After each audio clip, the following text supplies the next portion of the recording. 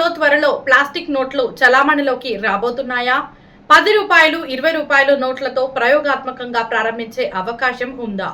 అసలు ఈ ప్లాస్టిక్ నోట్లు అంటే ఏమిటి?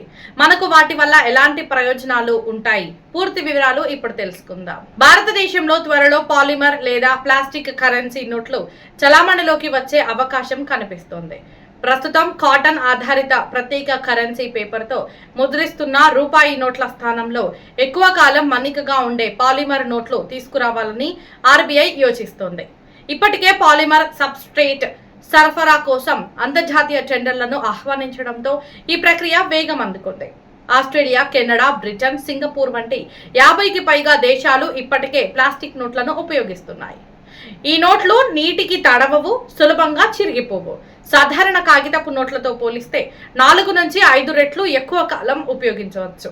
అలాగే ట్రాన్స్పరెంట్ విండో, ఆధునిక సెక్యూరిటీ ఫీచర్లతో నకిలీ నోట్ల తయారీని అడ్డుకునే అవకాశం కూడా ఉంటుంది. అయితే ప్లాస్టిక్ నోట్లు వచ్చిన వెంటనే ప్రస్తుతం ఉన్న కాగితపు నోట్లు రద్దు కావు. తొలి దశలో 10 రూపాయలు 20 రూపాయల నోట్లపై ప్రయోగాత్మకంగా ప్రవేశపెట్టి తర్వాత దశల వారీగా దేశవ్యాప్తంగా అమలు చేసే అవకాశం ఉందని సమాచారం. ప్రస్తుతం ఈ విషయంపై ఆర్బీఐ నుంచి అధికారిక ప్రకటన మాత్రం వెలువడాల్సి ఉంది. ఉపయోగకరమైన సమాచారం కోసం DAR ఫోకస్ ఛానల్ను సబ్స్క్రైబ్ చేయడం మర్చిపోవద్దు.